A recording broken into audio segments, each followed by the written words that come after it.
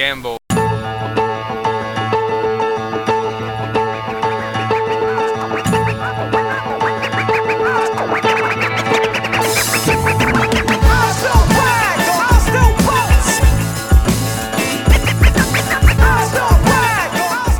Bienvenue à Let's Get Ready to Gamble, un podcast entièrement consacré au MMA avec une approche, disons-le, de gamblère. Trois trous-ducs mettant en œuvre leur connaissance des arts martiaux mixtes dans le but de faire les meilleurs paris possibles. Avec moi, Marco de Trou-Duc la Longue. Yup! Et Philippe de Fesse-Mathieu la Longue. Oh, les planchers craquent. Bon, juste pour expliquer avant, pour ceux qui ne sont pas initiés au podcast, je rappelle le système de pointage qui existe au préalable dans nos paris. Fait que on donne notre prédiction, puis pour chaque degré de précision, on a un point. Exemple, José Aldo gagnant, 1 point. José Aldo par KO, 2 points. Ou Adesanya soumission, 3e round, 1000 points. Ceci dit, pour chaque erreur de prédiction, on retranche 1 point. Donc, si tu dis Aldo gagnant, puis finalement, c'est son opposant qui gagne, tu as moins 1 point. On donne 2 prédictions, cash, sans cash. Une qui est faite en fonction de si on a de l'argent en jeu, donc plus safe. Puis une où on y va simplement de ce qu'on pense. 2 points sont accordés pour chaque bonne précision et cash et 1 point pour sans cash. Dernièrement, on avait fait les prédictions pour le UFC 236. Alors, ça l'a donné comme si. Le score étant moi qui est dernier à moins 14. Holy shit! Mon pire score ever. man. Ouais. Je dois pas être bien loin, moi non plus, I guess. Non, tout était à moins 6. Ah, pour vrai? Je suis le premier! Ah, ouais. À 3 points. 3 points? À plus 3. Ce qui donne un total overall de. Yes! J'ai mal calculé pour Marco, mais ça donne. Je pensais pour moi, j'étais comme non. Non, ben moi j'ai moins 35, Phil a moins 49.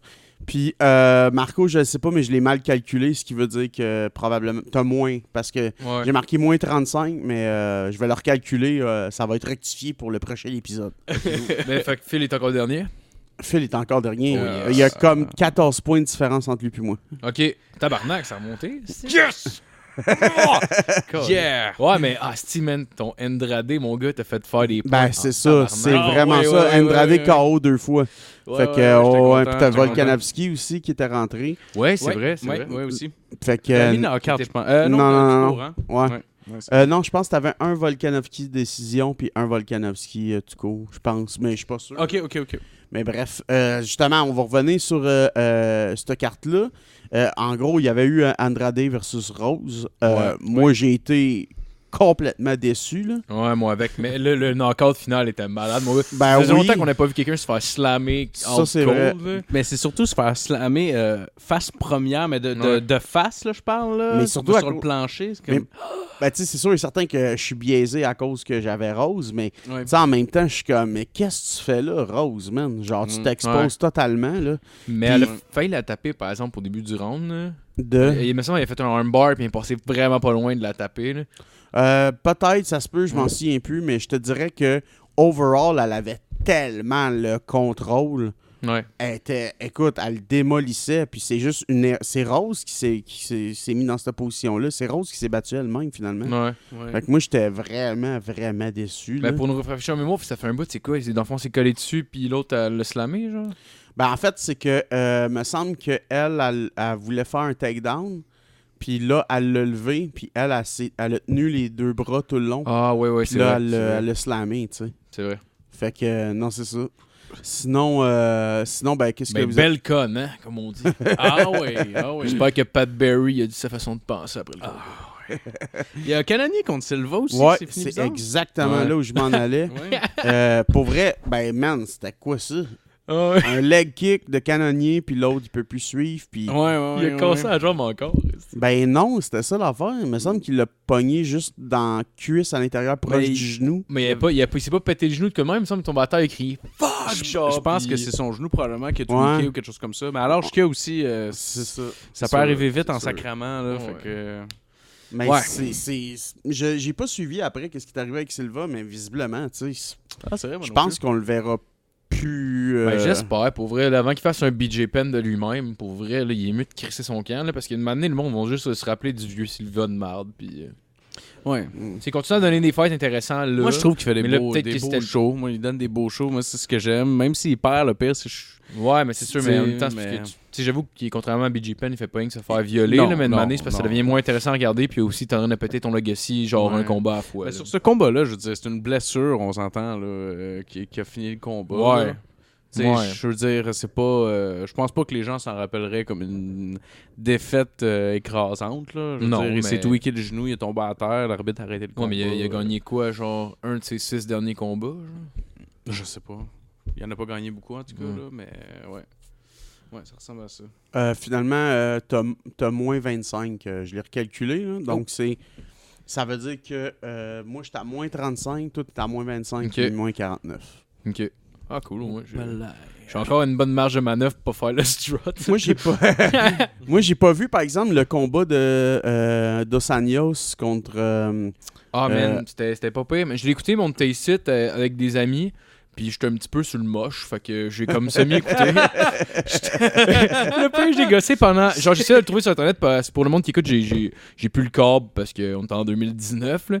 Puis genre, j'ai gossé pendant je sais pas combien de temps pour essayer de trouver le combat. Puis de manière, je suis fini par trouver juste pour le main event. On avait pas de son, là, le monde, je suis comme, Chris, c'est le plus proche que j'ai depuis tantôt, là. Fermez vos estis de gueule. Puis finalement, il jouait, puis j'étais juste... On était comme une douzaine, mais le monde n'écoutait pas vraiment. Je suis comme... Chris, j'ai passé genre 3 heures à essayer de le trouver puis je l'écoute même pas. Ah, mais sérieusement, moi, j'ai pas pu l'écouter, là, j'étais en show. OK. Mais, puis sinon, moi, j'ai écouté la dernière carte avec Gustafsson, justement, contre Smith. OK. Moi, ça a été un désastre total au niveau des prédictions. Là. La seule que j'avais eu de bonne, c'était Rakic KO, puis le reste, là. Puis surtout que j'étais surpris de comment ça a fini avec Gustafsson puis Smith. Ouais. Parce que Gustafsson, c'était back and forth au début, puis là, éventuellement, Gustafsson avait vraiment pris le contrôle.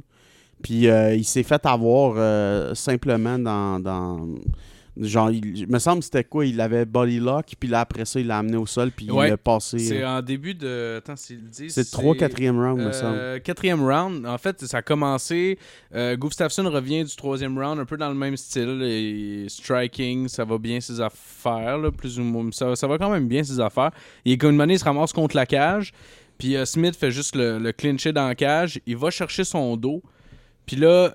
C'est comme 1 minute de Gustafsson qui a... Ben, peut-être pas 1 minute, là, mais une couple de secondes là, que Gustafsson a la tête vers le bas pour essayer de le faire flipper par-dessus lui, là, tu sais. OK, ouais. Puis il réussit pas à le faire. Ça dure vraiment longtemps. Puis une matinée, il y a juste ses jambes qui drop.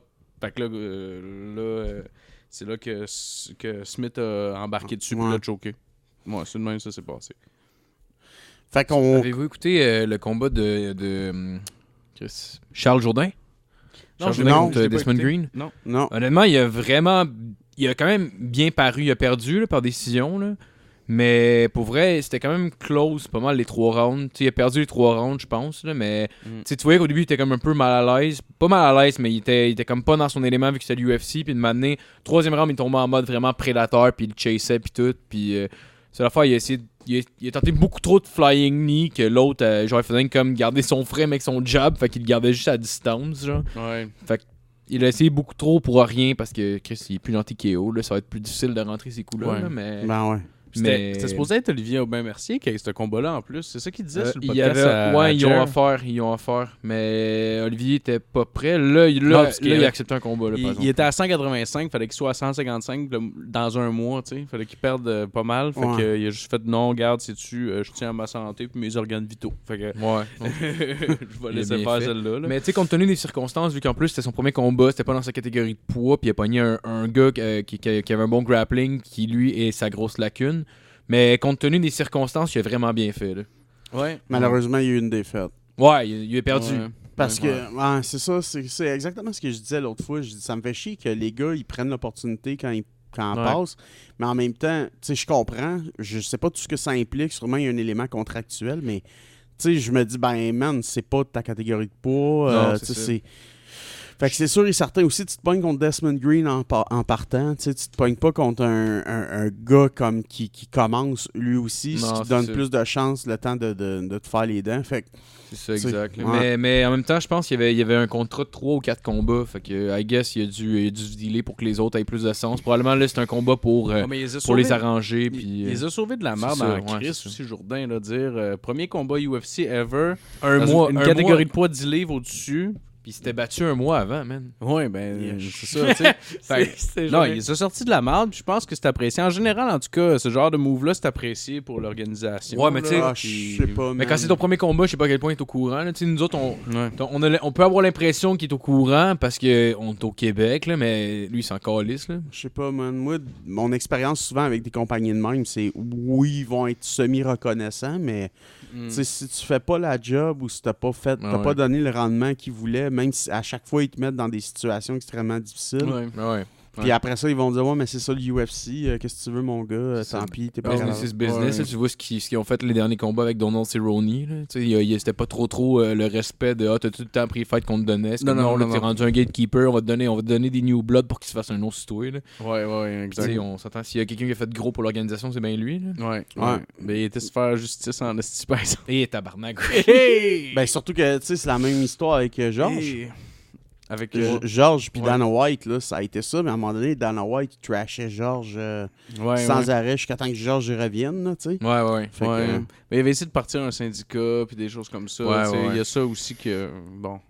C'est sûr que. Ben, je dis pas que Ben- c'est correct, là, je suis pas là pour juger, là, mais dans le sens où tu sais, c'est peut-être pour ça qu'ils s'aiment pas. Là, tu sais. Mais tu sais, quand tu sais comment ça s'est déroulé là, pour le dernier combat contre Hendrix, là, Mhm. puis que tu sais, il a gagné de un coup de poing, puis encore là, le monde l'a donné à Hendrix. Ouais. Tu sais, tu te dis, ben, puis Ouais. non seulement ça l'a frustré pas mal Dana White, surtout que quand Georges a dit, ben, moi, je vais prendre un temps, puis tout, Ouais. puis je sais pas si je vais revenir, mais. Ouais. Puis là, lui, il s'en foutait totalement de son état de santé mentale. Ouais. Écoute, man, c'était. Il a essayé de le tenir loin de la conférence de presse en plus. Ah ouais, ça, je savais pas. Ouais. Ça, je sais pas exactement ce qui est arrivé. Ah, là. ouais. Ça a l'air qu'il y aurait de quoi un peu de sketch, mettons, qu'il aurait dit, mettons, ça serait plus tard ou whatever. Là. Il essaie de le tenir loin de la conférence de presse parce qu'il voulait pas qu'il parle aux journalistes puis qu'il ait dire ça, même s'il venait de dire à lui. Ce que j'ai entendu. À quel point c'est vrai, je sais pas, là, mais. Ceci dit, je pense que c'est le temps de commencer les prédictions. Let's go! Pour faire comme si c'était une émission de radio, on va mettre un jingle. Prédiction. C'est l'émission! Luc. OK, fait que premier combat qu'il y a sur la carte, c'est Taito Ivaza contre Blaka Ivanov. Oh yes. Bon, moi, t'as Phil qui m'a écrit cette semaine pour me dire j'ai hâte de voir qu'est-ce que t'as à dire là-dessus. Oui, exact. Oui. C'est moi, Phil! En fait, c'est juste que ben, j'aime beaucoup les combats heavyweight en général, même si la catégorie fait dur. À chaque fois qu'il y a une nouvelle personne qui arrive, je suis toujours content. Blaga Ivanov, c'est pas sa première fois, par exemple, c'est son deuxième combat en UFC. Mhm. Le premier temps contre Junior Dos Santos.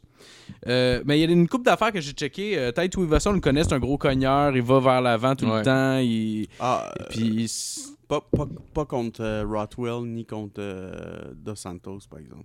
Il était Euh, back-foot tout le long. Ouais. Ouais. Mais il se fait beaucoup à ses grosses mains, en tout cas, surtout dans son record. Ouais, mais c'est parce qu'il est protégé de Mark Hunt, mais c'est pas Mark Hunt. là. Ouais. Non, effectivement. Puis, c'est ça. Bien, en fait, c'est juste que bon, vu que je connaissais un petit peu mieux Taito Ivaza, je me suis mis plus vers Ivanov pour checker. Puis j'ai regardé qu'il fait tout le temps la même affaire dans tous ses combats. Puis j'ai regardé des combats de genre, mettons, son dernier, un autre un peu avant, puis un autre un peu avant. Puis il fait tout le temps la même affaire. Il est tout le temps reculon dans tous ses combats. Tout le temps reculon. Puis il gagne souvent ses combats par décision. Puis... Ivanov? Ben, en fait, c'est partagé, Ivanov, là, mais... ouais, je pense qu'il y a- Ivanov, il y a quand même beaucoup Ouais, de soumissions. je pense qu'il y a- je pense qu'il y a- Je me suis trompé, j'ai pas relu mes Moi, notes. je l'ai ici, dans le fond. Il y a 6 KO, 6 Ouais. soumissions, puis 5 décisions. Ouais, exact. Non, j'ai pas relu mes notes avant de dire ça. C'est trop de cul. Mais, ouais, ben, en tout cas, il s'est jamais fait knocker en heavyweight en 19 rencontres, ce qui est quand même assez Ouais. impressionnant, surtout comme Contre Dos Dos Santos. Santos, là, tu ouais. sais. Ouais. Puis c'est ça, puis il recule beaucoup, il gère son gaz, il laisse l'autre personne rentrer pas mal. Puis c'est ça, puis je trouvais que c'était important quand même à mentionner, surtout avec le style de Tai Tuivasa, là, ça donne une meilleure idée de quel genre de combat qu'on va avoir. D'après moi, ça va être long puis plate. J'ai cette impression. Ouais, ben ça peut arriver, mais moi, j'ai plusieurs versions parce que, numéro 1, je tiens juste à dire, tu sais, j'ai été voir sur Tapology qu'est-ce que le monde pensait. Ouais. C'est 74% qui donnent à Tuivasa puis 26% Ivanov. Ah, ouais? Ouais, puis 50% du 74% de Tuivasa, donc c'est pas 37, mais sur la base du 74%, c'est comme si à l'intérieur, il y avait 50% des gens qui disaient même que ça va finir par knockout. OK. Ouais, ben tu sais, ça se peut bien, le gars, il a le knockout power pour... Il y a du knockout power. Tu sais, j'ai regardé les statistiques, OK, des landed punch par minute, c'est 4,4 punch par minute contre 3,1 pour Blaga Ivanov. Fait que, genre, précision des coups, 52% pour toi et Tuivasa contre 30% pour Blaga Ivanov. Genre, coup absorbé à la minute.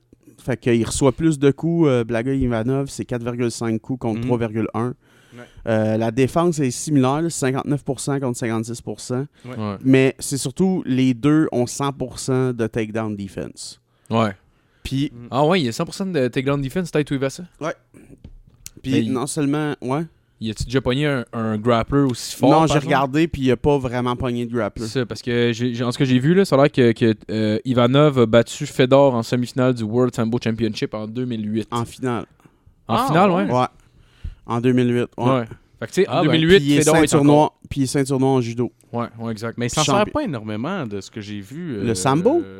Dans les combats que j'ai vus, j'en ai regardé peut-être 3. Oui, c'est du combat au sol. Combats, là. Ça veut dire que s'il va au sol avec Tuivasa, il est vraiment dans le marbre. Ouais, il en Puis surtout que le sambo, ce qui est utile, c'est surtout pour les clés de pied, Ouais. les clés de jambe. Ok. Fait que, d'ailleurs, il y a même le Sambo Lock qu'on appelle. Là, Ouais. fait que, Même pour les takedowns, ils font souvent des trips avec les pieds, là, comme on voit, où ils contrôlent souvent les chevilles aussi quand ils arrivent au sol, là, comme on voit Khabib faire souvent. Là. ça se peut, mais je te dirais que c'est pas propre au Sambo. Non? Là. Okay. Non, pas nécessairement, mais je te dirais que ce qui est vraiment... Parce qu'il y a vraiment un mélange de jiu-jitsu, de wrestling, mais c'est que l'utilisation des jambes est vraiment, vraiment différente. C'est vraiment ça qui change avec le Sambo. Okay. Puis c'est ça. Tuivasa, c'est un gars qui met de la pression sur la cage, puis il finit souvent par se donner close range, tu sais. Est-ce que s'il fait ça, ça donne de la place à Ivanov pour faire peut-être un body lock? Tu sais, je sais pas, Tuivasa a des knockout skills. Il y a le cardio de Tuivasa, c'est vraiment son plus grand défaut. Ouais. Puis... il est out of shape en crise aussi. Ouais, il y a beaucoup de masse de pourcentage de gras sur son corps. Son combat contre Ben Rothwell, Blaga Ivanov, moi j'ai remarqué, il était tout le temps à reculons, justement. Puis je me suis rendu compte que c'est vraiment, vraiment dans son genre, là, tu sais. Il fait tout le temps... J'ai regardé juste, mettons, le début des combats, juste pour voir là, comment il se comporte, juste en début de combat, comment il set l'action, puis tout ça. Puis c'est tout le temps ça. C'est tout le temps ça. Il recule tout le temps, ouais. Fait que, tu sais, l'affaire, c'est que moi, la première question... le premier scénario que j'avais, c'est que Tuivasa va se donner, puis il va rusher, puis il va essayer de passer le KO. Sinon, t'as Tuivasa qui va essayer d'éviter soit le body lock ou va éviter de clincher avec. Fait que la pression, dans ce cas-ci, va être plus... En fait, le combat va être plus technique. Ouais. Puis ça risque d'être longtemps. Puis sinon, ben à partir de ce moment-là, soit que Ivanov réussit à dans un jeu de pied à reculons, qui réussit à passer un takedown, ou à partir de ce moment-là, Tuivasa, il réussit tellement à bien gérer son reach, parce qu'il y a un 2 pouces d'avantage, que Ivanov est capable de rien faire, parce que c'est pas quelqu'un qui a des vraiment bons skills comparativement à Tuivasa debout. Puis Tuivasa, quand c'est courant, il rentre extrêmement fort. Fait que je te dirais que c'était... Moi, j'ai 3 questions, puis on pourra en discuter, mais est-ce que Tuivasa va être épuisé au 3e round, puis ça donnera assez de marge de manœuvre à Ivanov? Ça se peut, parce que si lui gère bien son gaz puis l'autre non, ça peut être là que les takedowns vont être plus faciles à rentrer, puis que là, on peut poser aussi la question pour Ivanov, là, je veux dire. Au 3e round, Ivanov... mais c'est pas Ivanov, comme tu as dit, gère bien son gaz. Puis C'est une des raisons pourquoi est-ce qu'il est à reculons puis qu'il donne des coups à contresens, tout le kit, c'est qu'il sait qu'il n'y a pas nécessairement un cardio qui est durable pour 3 rounds parce que ça reste un heavyweight. Ouais. Mais même à ça, genre, c'est quand même un gars qui gère mieux son gaz. Tandis que Tuivasa, c'est un gars que c'est un pour requin, le dès qu'il bang, voit là. le sang, Ouais. il se donne, là, tu sais. Ouais, c'est clair. Puis en plus, genre, tu sais, honnêtement, en tout cas, tu sais, Ivanov est clairement en dessous de lui comme striker, mais il est vraiment mieux en tant que striker que Tuivasa et en tant que grappler, par exemple. Fait que, moi, en tout cas, si on est rendu là, pour ces raisons-là, je donnerais l'avantage probablement à Ivanov, moi, personnellement. Là. OK. Ben, toi est-ce que tu penses qu'il va être capable d'amener Tuivasa au sol? Je pense que ouais. J'imagine son game plan, ça doit être ça. Là. Tu sais, je veux pas. Il le sait, là, tu sais, je veux dire, Tuivasa, en boxe, il est 7-2. En kickboxing, il est 14-2. Puis en MMA, il est 8-1 puis avec 7 KO. Là. Fait que, tu sais, il sait que striking-wise, il est en dessous. Là. Fait que, moi, en tout cas, j'imagine son game plan, ça doit être de trouver une manière de l'amener au sol puis de le finir de même. Mais c'est parce là. que, oublie pas que, étant des heavyweights, tu sais, s'il s'essaye à 2-3 reprises, Ouais. puis il rate sa shot, son cardio va être à chier, là. Ouais, c'est clair. Ben, tu sais, il peut tout le temps faire semblant d'être Rocky, attendre que l'autre fonce dessus puis essayer de le take down. Ouais, comme, comment ça s'appelle, c'est pas Jim Miller, mais Ah, ouais, Mayhem, ouais. Mayhem Oui, Miller, ouais, il avait fait ça. Jason Miller. Jason Miller, ouais. Exactement, qu'il avait fait. Sale. Mais tu sais, en fait, c'est que moi, je trouve la question, c'est con, mais ça va vraiment dépendre de Tuivasa. Ouais. Ce combat-là dépend de comment est-ce qu'il va l'aborder. Puis est-ce que Tuivasa sera plus technique ou il va aller chercher le KO puis il va se donner? Puis ça, ça fait en sorte que malheureusement, s'il commence à drainer son cardio, Ouais. Ivanov a vraiment une marge de manœuvre, là, tu sais. Ouais, ben, moi, ma théorie qui m'amène à ce que je voulais mettre comme prévision sur ça, c'est que peut-être. En fait, Ivanov s'est jamais fait knocker, beaucoup à reculons puis tout ça, puis il faut que tu gères ton gaz avec lui. Puis j'ai vu des opposants, justement, pas foncer sur Ivanov en particulier, se tenir à une certaine distance, il allait plus technique pour cette raison-là. Parce que le gars, il s'est pas fait knocker encore, puis il gère bien son gaz. Fait que j'ai l'impression que peut-être Tuivasa va peut-être y aller un petit peu plus technique, être plus actif que Blagoy, mieux paraître. Puis moi, ce que j'ai choisi comme prédiction, c'est avec cash, Tai Tuivasa, puis sans cash, Tai Tuivasa, décision. Ah Ah ouais? ouais, décision. Décision, ouais.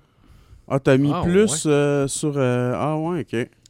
Ouais, c'est le scénario que j'ai en tête, mais j'ai hâte de voir qu'est-ce que Ah ouais. ça va donner. Ouais. OK. Puis c'est assez, je sais que c'est assez téméraire dans le sens que Tai Tuivasa est comme une décision en victoire, là, mais j'ai vraiment cette impression-là. Ouais. J'ai Ok. l'impression que c'est le genre de combat qu'on va voir. Toi, Marco? J'avais pas compris ma décision, là. Ben, en fait, j'avais. Ouais, Veux-tu non, je- que j'y aille des miennes pendant ce Non, temps-là? non, c'est beau. C'est Ivanov les deux.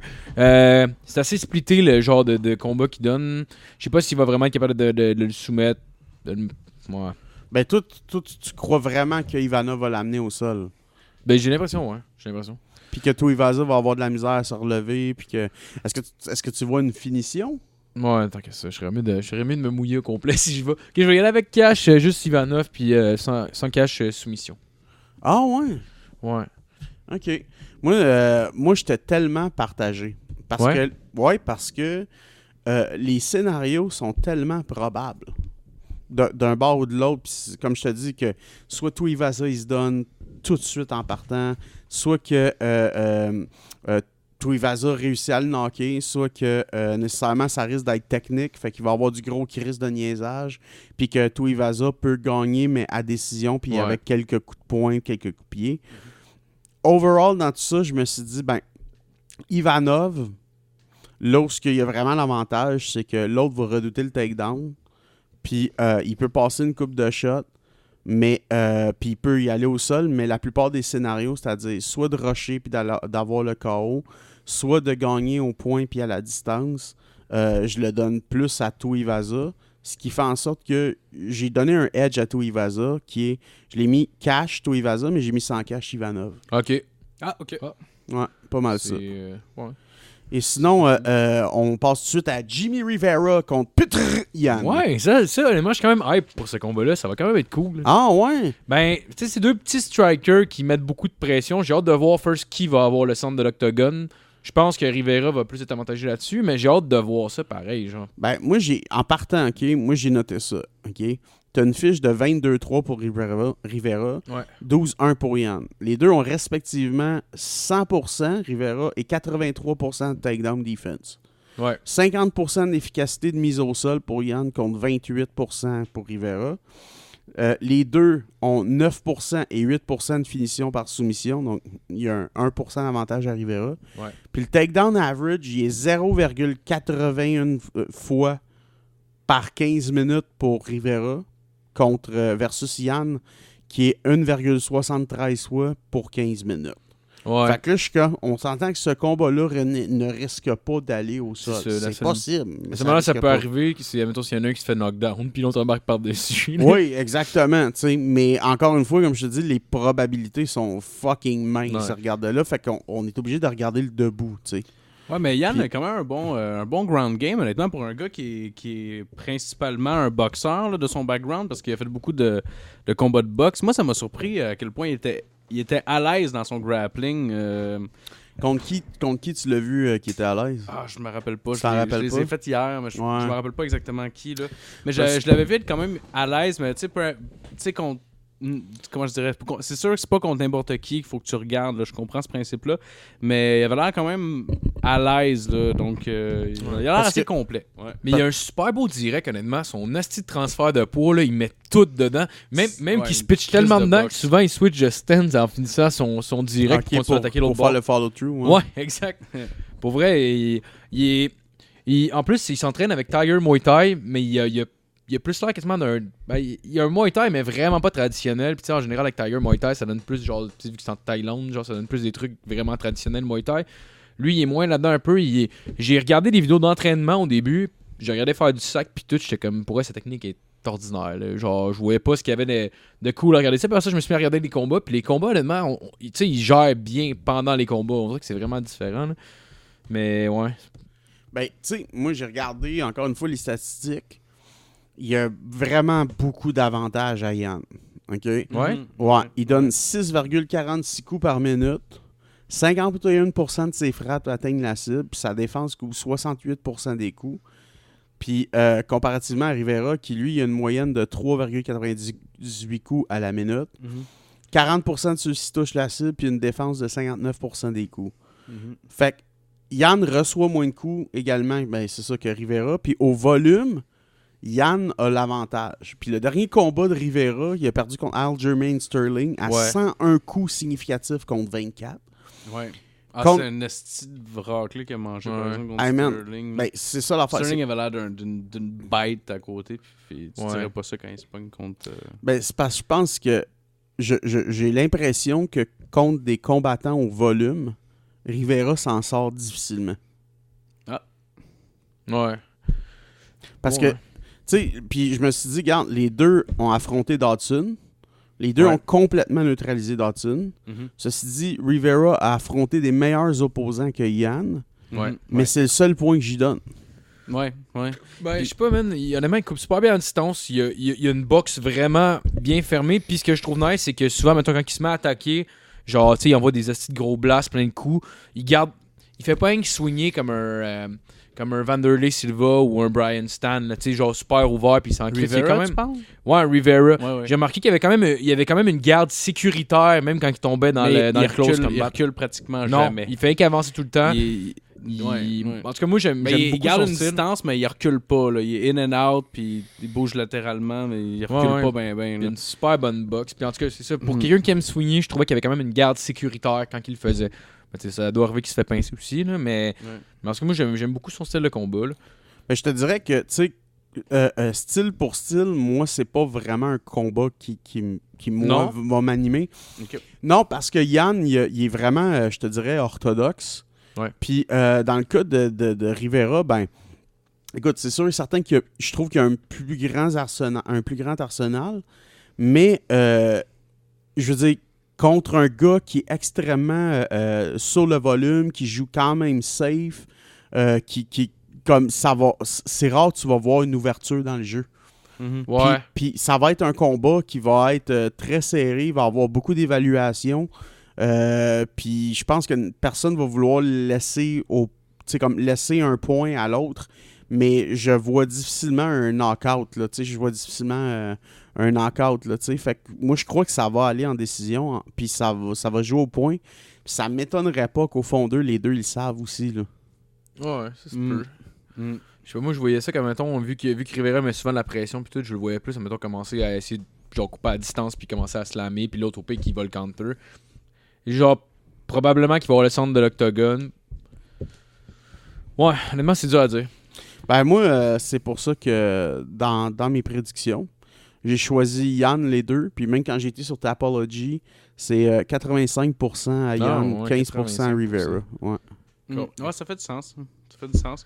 Mais c'est ça qui est difficile. Des fois, tu regardes séparément. Yann a l'air, genre, au niveau striking, a l'air vraiment plus efficace que Rivera.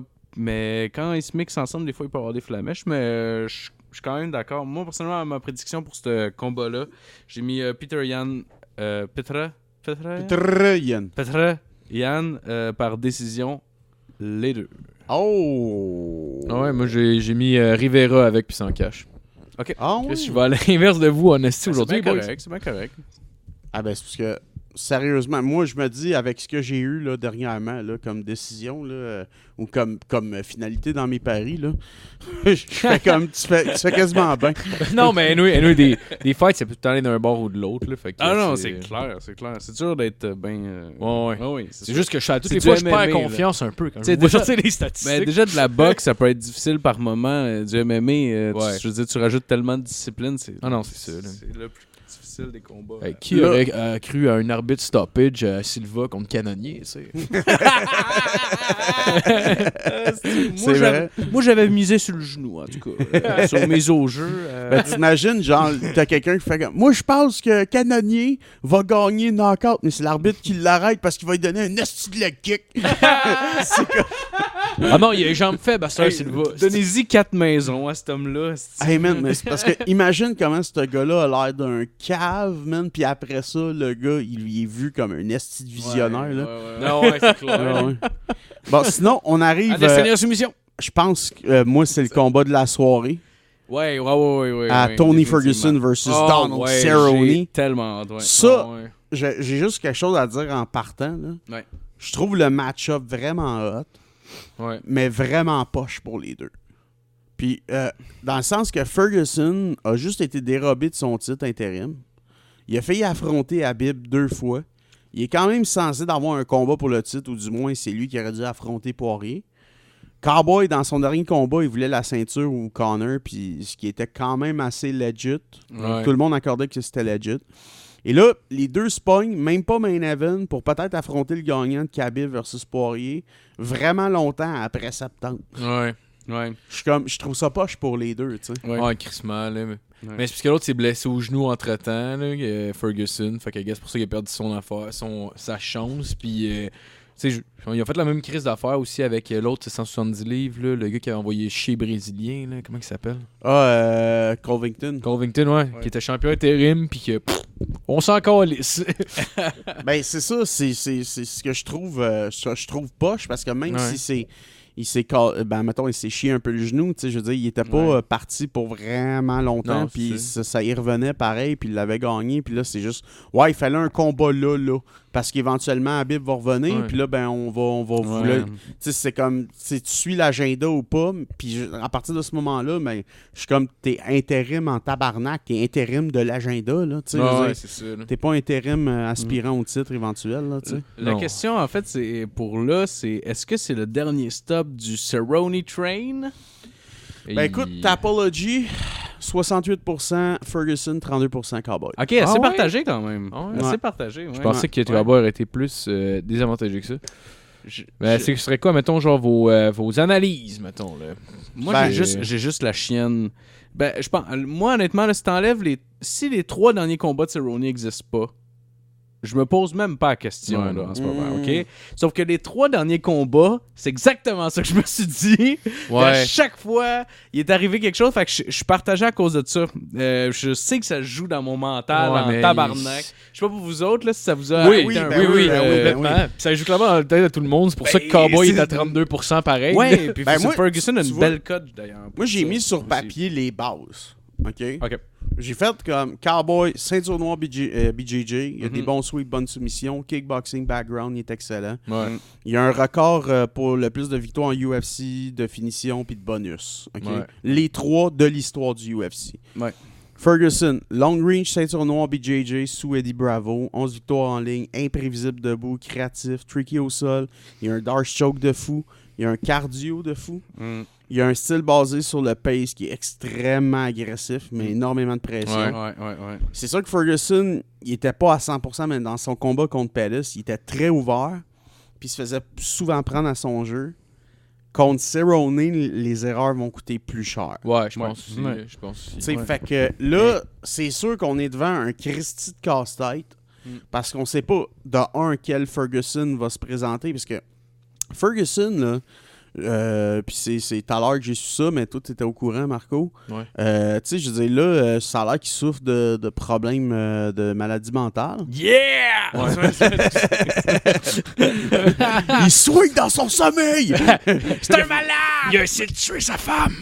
Ben, Chris, genre, c'est parce qu'il il levait Ouais. les enfants, puis sa femme en plein milieu de la nuit, puis Ouais. il disait, va-t'en, il faut qu'on s'en Tabarnak. aille, puis tout. Ouais, ouais, parce Ouais, que ouais. je pensais qu'il y avait des aliens, je pense. Je suis pas Ah. certain, je vais pas dire de la merde. Là. Ouais. Je sais que c'est de la schizophrénie, là, mais je sais pas exactement c'était quoi. Attends. Ben, en tout cas, du moins, on peut dire que c'est quand même de l'ordre de la psychose, là, tu sais. Ouais.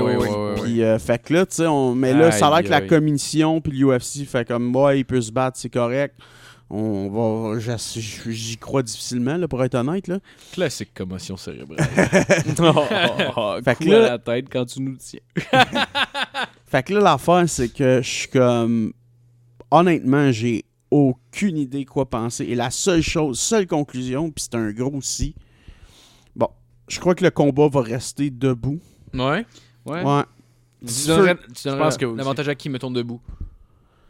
Ferguson. Ouais. Sais-tu pourquoi? Pourquoi? Parce que Cowboy est short notice. Ah ouais? Ben ouais, man. Ils l'ont booké le 10 mai. Ah ouais, j'avoue. Ils l'ont booké le 10 mai.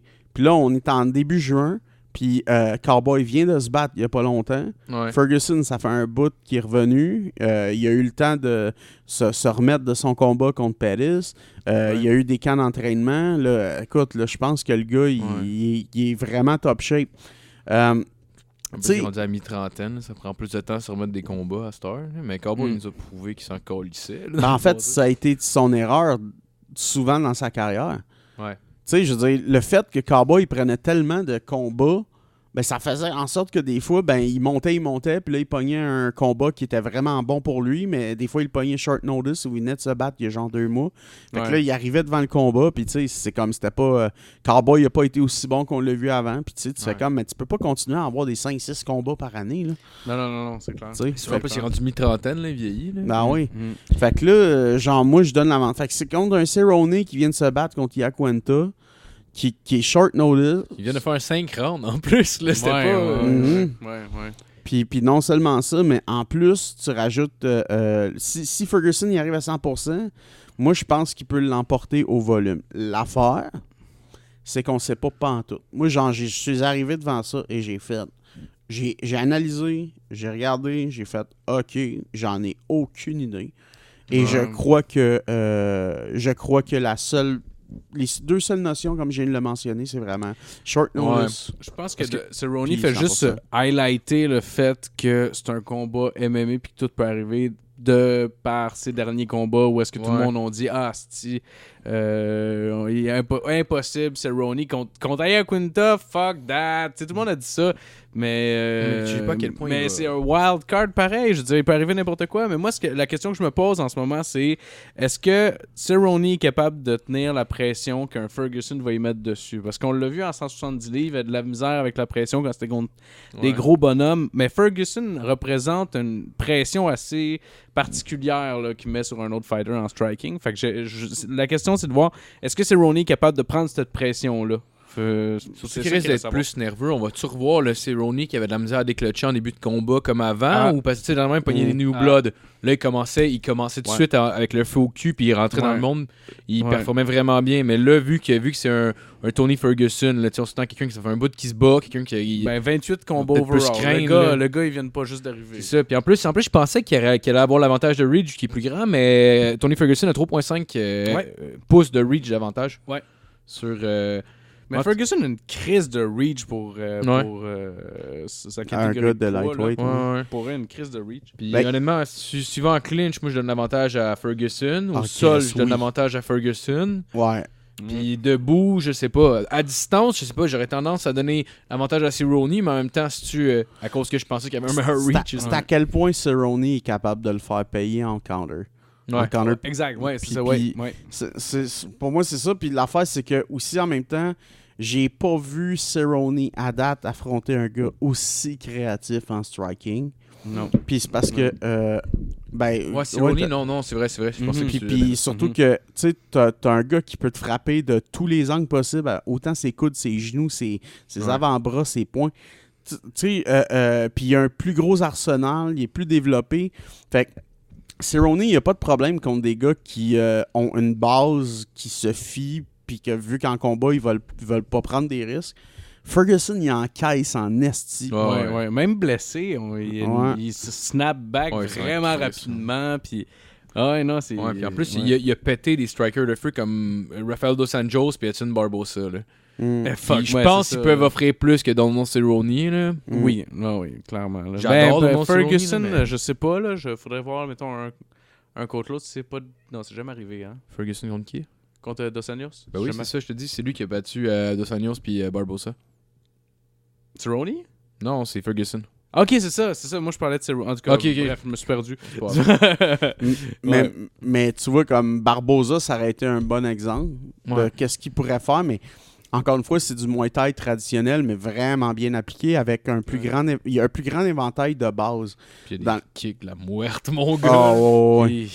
Mais c'est pour ça que moi, je me dis, ben écoute, man, j'ai pas eu le choix, je l'ai donné à Ferguson, cash sans cash. Ouais, j'ai fait la même analyse. Ouais, c'est la même chose pour moi aussi. Ah ouais? Ouais, puis en même temps, je suis content. Moi, personnellement, je vais faire mes prédictions. Je suis en train de checker, puis je veux le faire avec ta technique là, que tu as, d'ailleurs, reprendre 3 paris puis tout ça. OK. Puis Ferguson, j'ai l'impression que à cause de Cerrone, ce qui s'est passé dans le dernier temps, j'ai l'impression que c'est un petit cadeau là, des prédictions. Là. Je sais pas si tu comprends ce que je veux dire. Cadeau de l'organisation. Parce que les cotes sur Ferguson ont augmenté de valeur juste à cause que Cerrone a tellement battu de personnes avant que là, c'est comme ok, puis là, ça crée un peu de confusion. Fait que j'ai l'impression que c'est un bon moment pour miser sur Ferguson. Probablement le meilleur moment pour miser sur lui, là, en fait. Là. Mais je serais curieux de savoir c'est quoi les codes. Je sais pas encore. Il me semble que c'était 1.40 pour Ferguson, ce qui est pas énorme, mais qui est quand même largement supérieur à ce que ça devrait être si t'enlèves les 3 combats. C'est sûr, on s'entend, là. 3 combats. Mais on peut jamais vraiment enlever le hype. Non. Mais le hype est là, le combat va être beau, ça. Puis il a démoli Aquanta. Man, c'était... Absolument. Celui-là, je l'ai tellement pas vu venir. Là, pour elle, j'étais tellement sur le cul quand j'ai vu ça. Puis j'étais content. Honnêtement, moi, j'étais un gros fan de Cowboy, mais en même temps, tu sais, de m'amener... Tu le vois, mettons, le vieux cheval qui continue à courir, mais c'est comme, il va tomber, asti, là, mais encore une fois, tu sais, c'est con, man, on va tourner en rond, man, parce que à chaque fois, genre, tu me dis ça, je suis comme, ouais, mais c'est 3 combats, mais tu sais, en même temps, il vieillit, toute la kit, tout, tu sais, Ferguson, pis tout. Ouais, mais c'est 3 derniers combats, tu sais, je veux dire, on va retourner en rond. D'ailleurs, c'est 1.50 sur Ferguson. Ouais. Ok, ben moi, je te dirais que ça serait pas un lead pari. Non. Mais le prochain combat, Chris Oui, là. Ouais. Shevchenko contre Jessica Eye. Hey, c'était quoi sur Tapology? J'ai jamais vu ça de ma vie. c'est quoi? 96% Shevchenko. Ouais. 4% Jessica Eye. Imagine elle qui regarde ça avant de rentrer dans le cage, j'ai comme tabarnak. J'ai 4% de chance de gagner selon tout le monde. Ouais, puis c'est juste ils l'ont mis là juste parce qu'elle était invaincue à 125 depuis qu'elle a fait le saut là, de 125. Man, mais elle écoute, qui, tu sais? Regarde, c'est ça, man. Ça, j'ai noté ça, OK? Elle a gagné 3 combats en ligne, 2 par split decision contre Kathleen Chookagian, qui elle-même avait perdu contre Carmouche. Sa seule victoire contre un nom, c'était contre Davis. Puis Kalindra Faria, qui a perdu tous ses combats au UFC, c'est-à-dire 3. Elle s'est fait finir 2 fois par Calderwood et Mara Romero Borella. Et une fois, elle a perdu en split decision, puis c'était contre Jessica Eye. Puis elle a gagné Jessica Eye une fois par décision unanime. C'était contre Jessica Rose Clark qui avait une fiche de 9-4, dont une victoire contre Paige Van Zandt, mais c'est tout. Ok, ouais. Fait que là, je suis comme, le match-up est simple. Là. C'est l'aspirante numéro 1, puis c'est parce qu'il n'y a personne dans la division flyweight. Ouais, une catégorie fait dur un peu. Elle a eu son combat grâce à son combat contre Kathleen Chookagian, là, parce que Kathleen était classée numéro 3. Ben oui, puis c'est une méga star, ça, tout le monde la connaît. Ben c'est ça. Fait qu'elle l'a gagné, puis là, c'est pour ça que c'est Jessica. Elle venait d'arriver, right? Chookagian. Elle avait 2-3 combats, mais genre.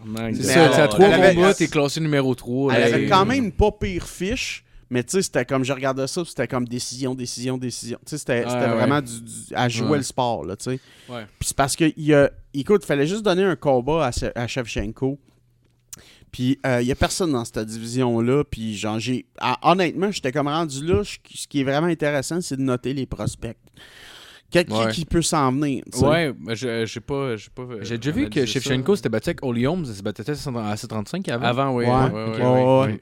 Mais genre, je les ferai, là, éventuellement. Ben, je les ai notés, là, mais on les fera éventuellement, là, dans la discussion, là, mais genre, les prospects qui s'en viennent, mais sinon, il n'y a rien dans cette division. Ouais, là, mais c'est quand même récent comme division aussi, là. Ça fait quoi? Ça fait 2-3 ans qu'elle existe, là? 2 ans, je pense. 2 ans, ouais. Mais c'est ça, fait que... Mais...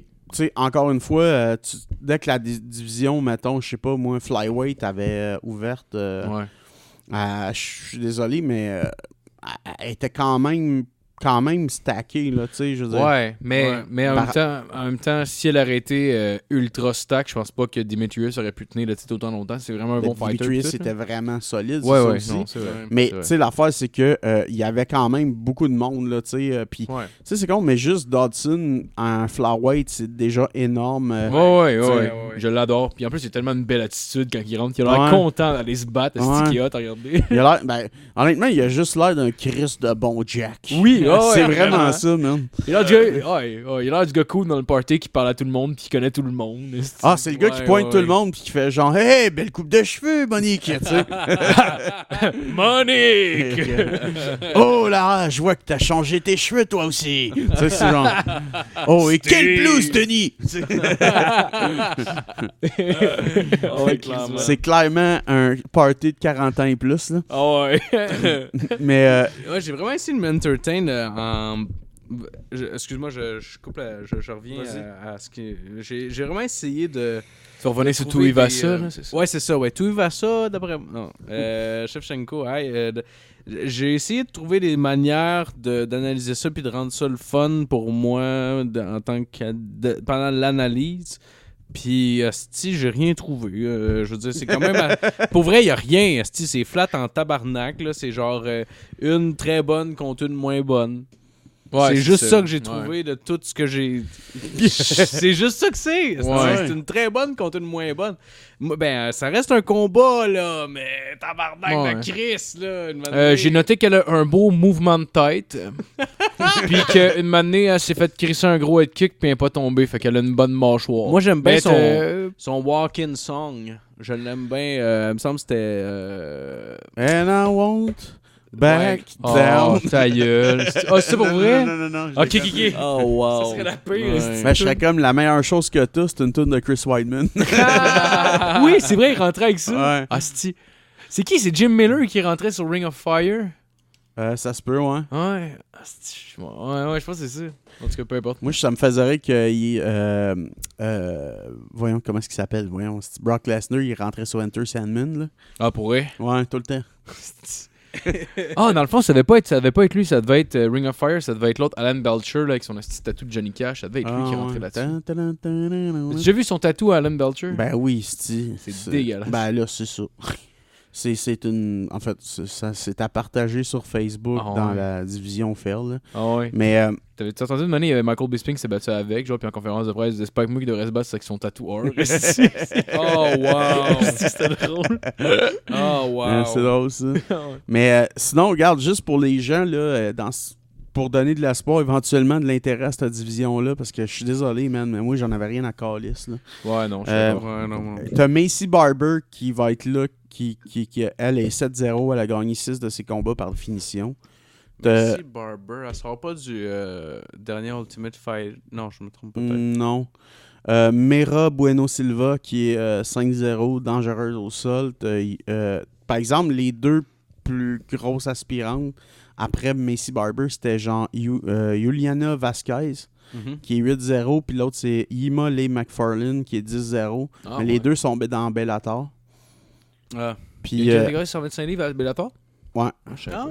Ouais. Puis t'as Andrea Lee qui est 10-2. Puis c'est pas mal la moins bonne entre Silva et Barber. Mais par exemple, j'ai noté, parce que j'ai regardé tous ceux qui étaient dans les meilleurs fighters là, de flyweight pour les femmes. J'ai tombé sur Ariane Lipski. Et mon gars, c'est probablement dans les fighters les plus fucking chaudes que j'ai jamais vu de ma vie. Man. Et j'étais comme, man, moi, numéro 1, asti, pound for pound, man. Elle pis Misha Tate, esti. Non, elle torche Misha Tate, facile. Ah ouais? Do you want some cupcakes? How about some fuck cakes? Excusez-moi. C'est quoi cette pick-up line-là? J'en ai aucune idée. Ça a sorti de mon... Ah, ça a sorti? Ah ouais? Ah, OK. Un tombeur. Ah oui, la technique du fuck cake. Ouais. Même que j'appelle ça. C'est quoi ça? C'est mon pénis qui passe au travers d'un gâteau. Tu veux-tu un gâteau? Whoop! C'est ma graine! Ah ouais, souffle la Tu chandelle. sais, il y a 2 tops maintenant. Un qui saucisse puis l'autre qui se mange. Wow! Air guitar. T'as-tu déjà goûté à ça, du smegma au chocolat? Juste un pénis sale qui traverse le gâteau. À cette petite calice. C'est drôle. Hey, j'avais un vieux gag sur un humoriste, man. Je me souviens plus c'est quoi, là. Faudrait que je le retrouve, mais c'était genre... je me souviens juste le punch, c'était genre... Fait que j'ai mis ma graine dans un muffin, mais c'était... Je sais que dit de même, c'est un peu à chier. Mais si je vais essayer de le retrouver, man, parce que sérieusement, c'était trop drôle. Ah ouais? Ouais. C'est bon. Bon, c'est ça, discuter pendant ce temps-là, mais essayer de le retrouver. Puis toi? Ben, moi, écoute, j'ai... En tout cas, j'ai noté que Shevchenko, pour continuer à lancer des fleurs, elle a 58 combats en kickboxing, puis elle en a gagné 56 là-dessus. Ouais, 56-2, ouais. Man, c'est fou, Ouais, non, c'est assez important. Ouais, c'est assez intense. Puis dans son pays, elle a gagné, tu sais, les fameux tournois Master of Sports, là, qu'on avait parlé, je pense que c'est au dernier podcast, je m'en rappelle pas. Ouais, quand elle s'était battue avec Johanna. Ouais, un championne dans les Master of Sports dans son pays. Pour le taekwondo, je sais pas si c'est un champion dans toutes les catégories, il me semble qu'il y en a 2, là, en tout cas, sûr. Pour le taekwondo, le muay thai, la boxe puis le judo. Ouais. Ok, je l'ai retrouvé. C'est quoi? C'était un humoriste, c'était pour le roast de Frank Grenier. Ok. Puis là, j'imitais le style d'un gars qui s'appelle Sébastien Bourgault. Puis là, je commençais en disant, tu sais, Bourgault, c'est le seul gars au monde que je trouve drôle quand il parle pas. Parce que chaque joke de mauvais goût, il les entrecoupe d'une face pas rapport. Puis là, genre, je fais juste comme, hey, je me suis marié la semaine passée. Pour me faire une surprise, ma femme s'est cachée dans le gâteau puis elle est sortie me faire une danse. Fait que pour la lune de miel, j'ai mis ma graine dans un muffin, coyo! Tu sais, genre, je me souviens à quel point il était insulté. Oh, ouais, pour vrai? Ben ouais, mais c'est parce que, tu sais, comme quand tu te moques du style d'un autre humoriste, Ouais. puis tu le répliques, puis il a l'air quand même proche de la vérité. là. Ouais, c'est quand t'es ouais, on ça. point, là, pis que le monde rit en plus, c'est juste, oh, fuck. Mais en même temps, c'est un roast, là, tu sais, de m'amener. C'est normal, là. Non, regarde. Denis. Fait que vous autres, vous y allez pour Shevchenko. Si Oh j'ai bien non, compris. moi, Jessica, I knock out les deux. Yes, sir. Non. J'ai noté. Après Non. ça, Phil. Non, Non, Shev- c'est dit. Voilà. Non, Shevchenko les deux, pour vrai. T'as pas de manière ou quelconque? Non, je suis avec Shevchenko. Ben, c'est parce qu'elle a l'embarras du choix, mais je vais me mouiller quand même. Je vais dire Valentina Shevchenko avec cash, puis sans cash, Shevchenko soumission. Oh! Ouais. Oh, bon. Et moi, j'y vais malheureusement aussi plate que c'est. Shevchenko gagnante, cachée sans cash. On y va safe. On veut pas faire le strut, puis ça s'en vient, tu sais. Fait que... Ouais, je me débat pour ma vie. Mais quoi qu'il reste pas mal une couple de mois, là, encore. Là. Ouais, c'est vrai, c'est vrai. Oui. Avant la date du 13 décembre. Ah, c'est bon, je me rappelle pas c'était quel mois. aussi. Ah, moi, je me rappelle. Moi, je m'en rappelle en crise, là. Parfait. On avait pensé au lieu. J'avais pensé au musée Grébin. Ça Ouais, on en reparlera une autre fois. Là. J'ai pas le goût de changer de choix. À côté de la statue de Jeff Jarrett. Ça serait malade. Ça serait drôle que ça soit ça. C'est le road trip pour aller devant une statue de Jeff Jarrett pour faire le strut. On pourrait y coller Ça un serait dildo direct sur la poche. Puis là, je fais le strut. Puis à la fin, je fais juste une petite claque sur le gland. Oh! Hein? Puis... Ce serait hot, ça. Oh, puis là, genre, tu utilises les deux doigts là, qu'ils utilisent pour faire le strut. Ouais. Là. Ouais. Mais tu y fais comme si c'était genre un toucher prostatique. Oh, tabarnak! Puis là, le dildo, il sort un cupcake, puis tu mets ta graine. Là, les gars de sécurité comprendront rien. Puis là, tu leur réponds. A cupcake? What about a fuck cake? Now that's what I call a fuck cake! Ah, ben là, les gars, on arrive à la carte. En fait, le main event, le combat principal. Mesdames et messieurs, il est temps d'arriver au combat tant attendu. C'est mesdames et messieurs. Ça va se passer ici! Ben oui! Un combat de Marlon Moraes. C'est comme ça qu'on le prononce, monsieur? Ouais. Marlon Moraes Oui, contre Henri Cejudo. C'est judo! Yeah! Qui, honnêtement, j'ai pris aucune analyse parce que pour moi, c'est clair en tabarnak. Ouais? Ouais. Honnêtement, j'avais quasiment pas le goût de développer. Là. OK. Ah, pas vrai, parce que, ben, en tout cas, comme je le disais tout à l'heure, man, Moraes, man.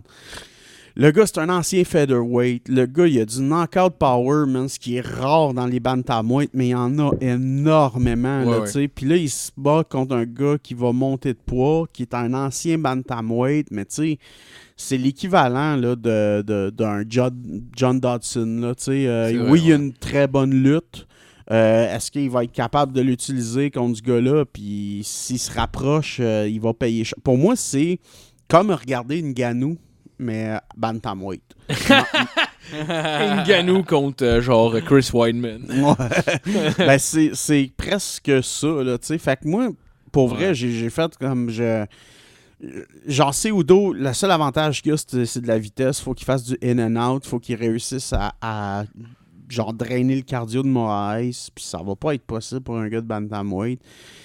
Écoute, moi, là, ce que ça prend pour que Cejudo gagne, OK, c'est Moraes a de la difficulté à couper son poids, qui arrive là, qui est fatigué, qui a quasiment pas de cardio, que son coup, ses coups rentrent pas aussi fort, puis que l'autre utilise sa lutte, puis qu'il réussisse à passer genre ses takedowns, ou il réussisse à passer des coups, puis que son knockout power, qui est capable d'avoir bantamweight, réussisse à se transférer... qui était capable d'avoir flyweight, réussisse à se transformer bantamweight, puis qu'il réussit dans la combinaison des deux à juste overwhelm Moraes, qui sont tous des éléments que si tu ajoutes un après l'autre, a très peu de chances d'arriver. Ouais, sinon que si tu enlèves si Moraes il arrive en bonne condition, bonne chance. Là. Ouais. Mais en même temps, Moraes, c'est un 60% de takedown defense contre... En carrière, tu veux dire? Il a pas affronté des lutteurs. En tout cas, ce qui est sûr, c'est qu'il n'a pas affronté un médaillé d'or aux Olympiques en lutte. C'est juste ça que je veux dire. Puis ça, c'est le wild card qui change quand même pas mal la donne. Il va-tu être capable de rentrer ses takedowns? Je sais pas. Tu te souviens-tu mais ça change la donne pour moi énormément. Tu te souviens-tu de son flying knee contre Aljamain Sterling? Ouais. C'est vrai, ça peut arriver. Il y a bien des affaires qui peuvent arriver, là, mais...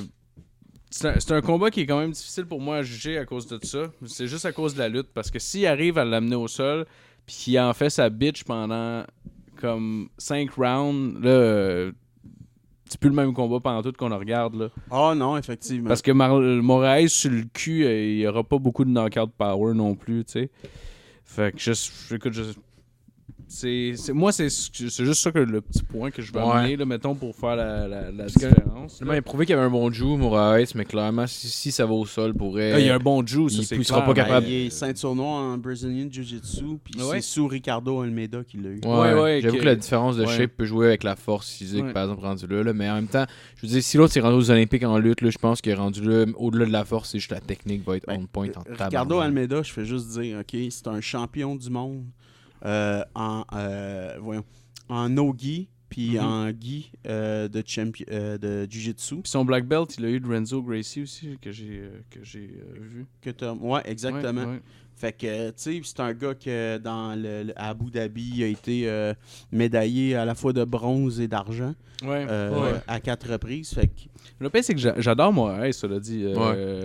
Même contre Hassan Sarr, j'espérais vraiment que Moraes passe. Parce que il l'a soumis, man. Si j'ai capoté. Non, sérieux, c'était vraiment intense, mais moi, j'aime beaucoup les lutteurs. Je pense que j'ai un parti pris à cause de ça. C'est sûr qu'il y a plein d'autres choses qui rentrent en ligne de compte. Le poids qui est très, très, très important.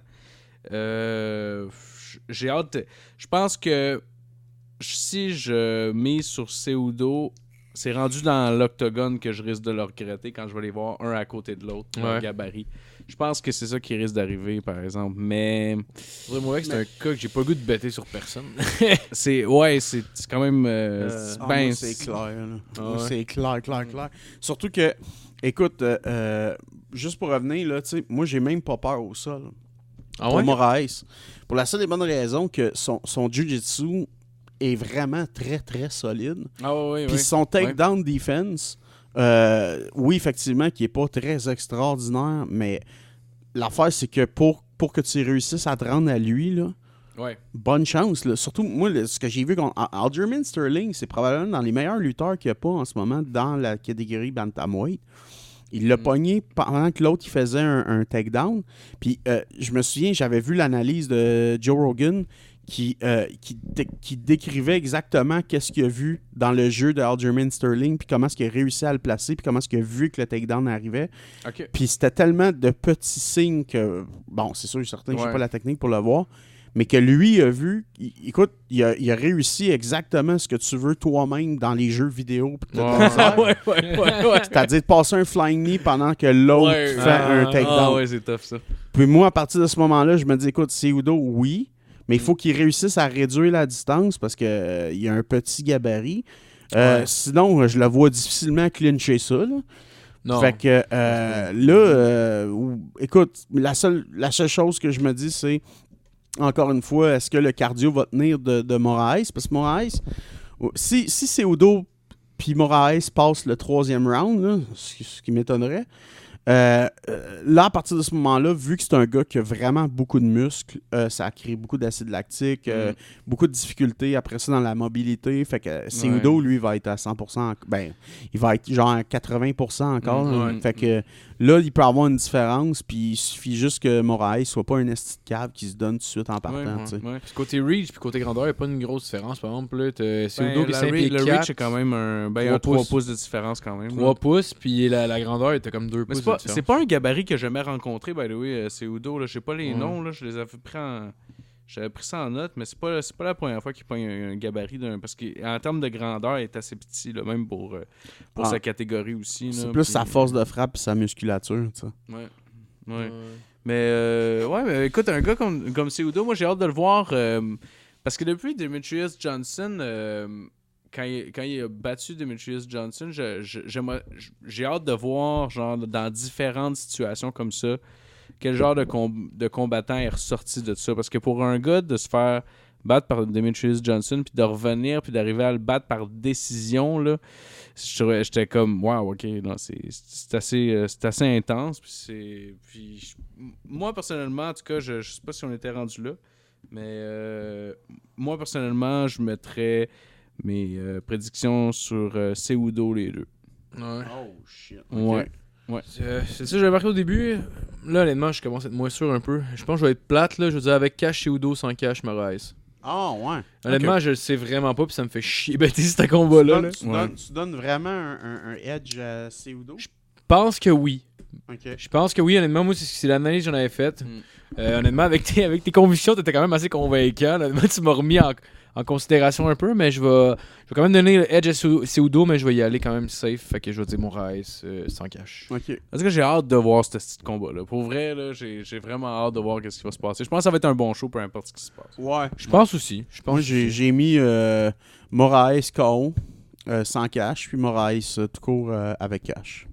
Ok. Ça fait du sens. C'est ce qui complète la dernière édition de Let's Get Ready to Gamble. Oh yeah! On vous souhaite un bon combat, une bonne carte et on vous dit à la prochaine. Ouais. Fuck cake! Fuck cake!